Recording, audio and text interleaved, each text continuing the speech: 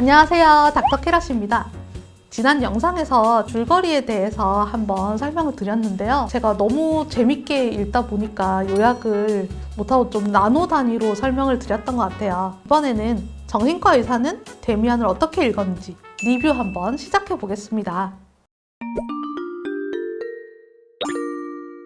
우선 많은 분들이 이 소설 대체 어떻게 이해하라는 거야? 엄청 당황스러우실 거예요. 왜냐하면 저도 처음에 읽었을 때는 굉장히 혼란스러웠거든요. 꿈 얘기 나오고 온갖 비유, 환상, 또 도덕적인 경계를 살짝 넘나드는 설정도 있잖아요.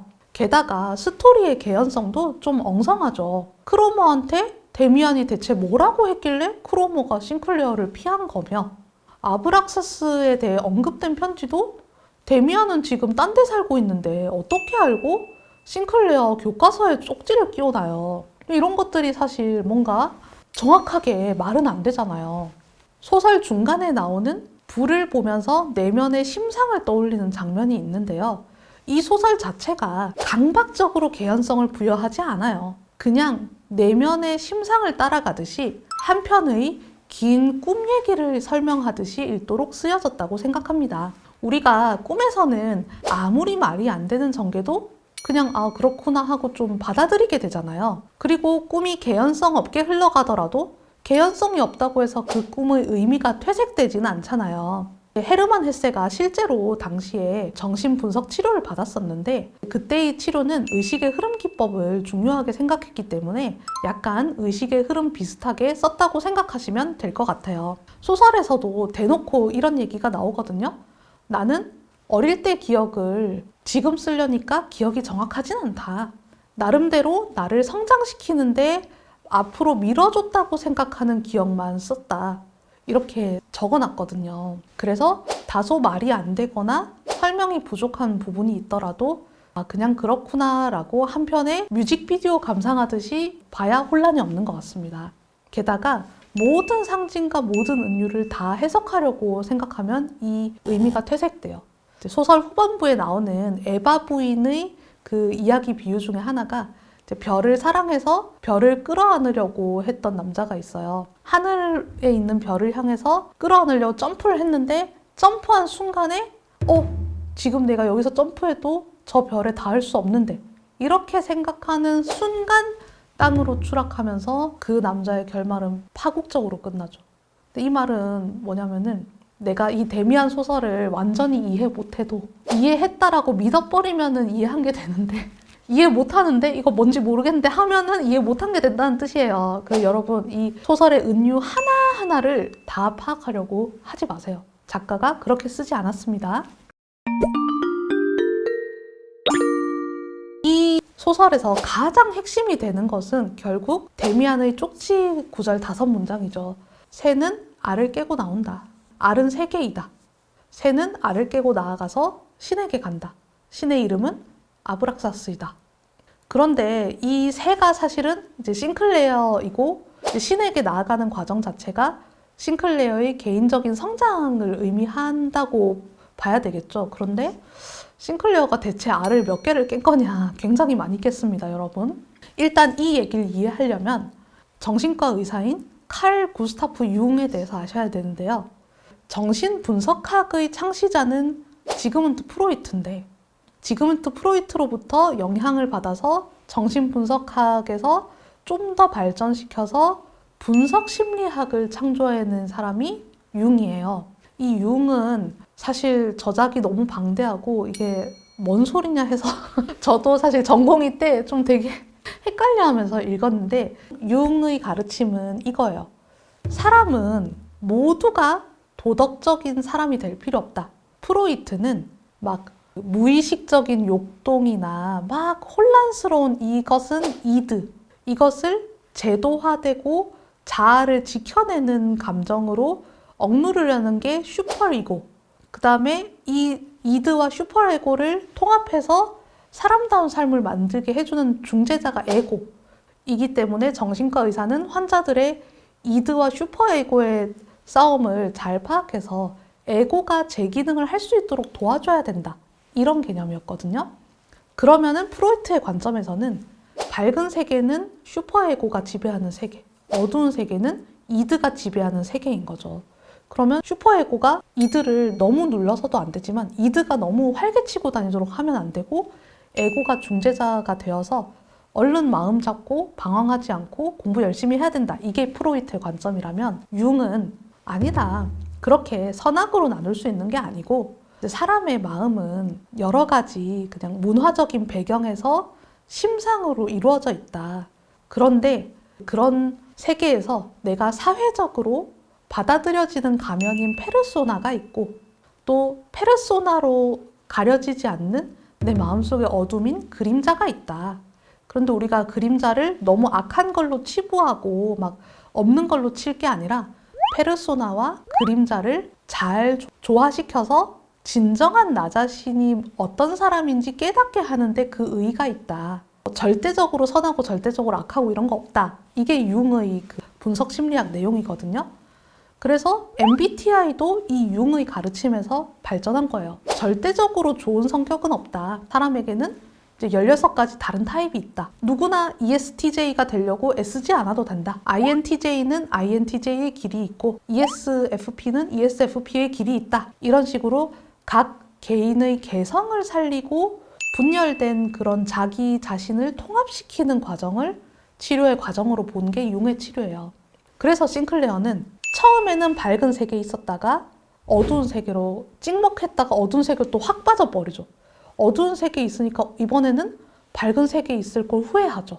그러다가 아이돌 같은 자신의 숭배의 대상을 만나니까 또다시 손 씻어야지, 밝게 살아야지 하면서 또 확 밝은 세계의 생활을 하죠. 이런 식으로 막 왔다 갔다 하는 과정이 싱클레어가 다양한 사람들과 다양한 경험을 통해서 진정한 자기 자신을 찾아가는 과정이에요. 그런 의미에서 데미안은 어떤 존재냐? 밝은 세계에 있을 때는 얘가 사악해 보였고 어두운 세계에 있을 때는 술 그만 마시면 좋겠다 이런 얘기를 하고 완전히 한쪽으로 치우치지 않은 자신의 밝음과 어두움이 잘 통합된 이상적인 존재인 거죠. 싱클레어 자기 자신을 투영하면서도 밝음과 어두움이 적절히 조화된 그런 존재로서 데미안은 길잡이 역할을 해주고 있는 거고요. 아버지는 당연히 밝은 세계의 인물, 베아트리체도 밝은 세계로 가도록 인도해주는 인물. 그다음에 또 피스토리우스 신부는 자기처럼 밝은 데 있다가 어두운 데 있다가 자기 자신을 찾아가는 인생 선배이자 멘토.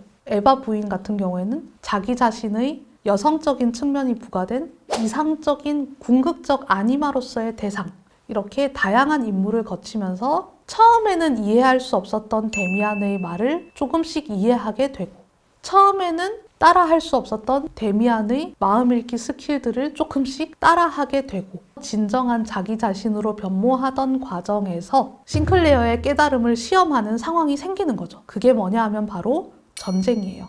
전쟁이라는 극한 상황에서 싱클레어는 자기 자신을 되찾기까지의 과정을 시험받는 무대에 오르게 되는데 그러한 극한 상황에서도 아, 인간은 이렇구나. 인간의 내면에서 이러한 모습들이 나오는구나. 라는 궁극적인 깨달음을 얻게 되고 그 깨달음을 통해서 진정으로 데미안을 내면화하면서 진정한 자기 자신을 이루게 됩니다. 마지막으로 데미안과의 합의를 하게 되면서 이제 여러 번 알을 깼던 싱클레어가 자기 자신의 선악의 구분을 통합하게 된 그 모습이 많은 사람들에게 감동을 준다고 생각합니다. 그런데 저는 또 읽으면서 재밌었던 부분은 융도 사실 어떻게 보면은 프로이트의 사상에 감명을 받아가지고 정신 분석학을 공부하면서 독자적인 세계를 구축한 거잖아요. 이 소설 자체가 융의 분석 심리학에 영향을 받아서 쓰여졌는데 헤르만 헤세도 실제로 융의 제자한테서 정신분석 치료를 받았거든요. 마치 피스토리우스 신부 얘기를 잘 흡수하다가 싱클레어가 아 그만해요 이렇게 얘기하는 게 프로이트가 실제로 융하고 굉장히 친밀한 관계였다가 융이 저하고 선생님은 생각이 다르신 것 같아요. 이제 각자 갈 길 가요. 이렇게 하면서 자기만의 분석 심리학을 더 발전시키게 되는데 융 자신도 어떻게 보면은 스승 프로이트의 껍질을 깨고 알에서 나온 새가 되어서 자기의 관점을 구축한 거잖아요. 융한테 영향을 받은 소설이라서 이제 피스토리우스 신부한테 싱클레어가 그렇게 대들 수 있었던 게 아닌가 이런 생각이 들었습니다. 아마도 프로이트에게 치료받은 작가가 이 데미안을 다시 썼다면 어떨까? 아마 프로이트는 어린 시절의 억압, 그리고 성적 욕동, 그리고 그런 것들을 치료자에게 어렸을 때의 대상을 전이시켜서 히스테리 감정이 막 느껴지다가 그 모든 것을 깨달을 때 드는 카타르시스, 이게 치료의 중요한 과정이라고 봤거든요. 그러니까 만약 프로이트에게 치료받은 작가가 글을 썼다면 어릴 때 사실은 프란츠 크로모에게 성적 학대를 받았던 싱클레어가 왠지 모르게 너무 그 과정은 고통스러우니까 에고의 기억 조작에 의해서 자신은 사과 도둑의 누명을 썼다라고 기억 조작된 채 믿고 살아가고, 왜 자신이 괴로운지 이해도 못하지만은 자꾸만 어떤 여자 그림을 강박적으로 그리는 반복 강박을 행하다가 데미안이라는 치료자에게 좀 심한 전이의 감정을 느껴서 막 삐졌다가 화냈다가 막 좋았다가 뭔 소린지 몰랐다가 하면서 데미안의 어머니에게 오이디푸스적인 컴플렉스를 느꼈다. 하지만 이 모든 것들이 나의 무의식적인 욕동과 연관이 있었다는 것을 깨닫고 데미안 앞에서 엉엉 울면서 카타르시스를 통해 내 마음을 정화시켰다. 아마 이런 결론이 나오지 않았을까 싶습니다. 이 소설이 성장 소설이라고 많은 사람들이 이야기하는 이유가 기존의 부모님이 제시한 질서의 세계에서 청소년기를 겪으면서 기존에 자신이 알고 있었던 질서를 한번 깨트리고 자기만의 질서로 재정비하는 과정이 많은 청소년들이 겪는 성장의 과정과 닮아있다라고 공감하기 때문일 것 같아요. 그런데 이 데미안 소설에서 싱클레어가 그냥 멘탈만 좀 흔들리는 게 아니라 막 술 먹고 비행하고 퇴학당할 뻔하면서 어떻게 보면은 현대 정신의학의 진단 기준으로는 품행장애라고도 보일 수 있는 그런 모습들을 보이잖아요. 저는 그래서 정말 품행장애를 겪고 있는 청소년들과 또 그 청소년들의 부모님, 보호자로 오시는 부모님들이 생각돼서 너무 공감이 되더라고요.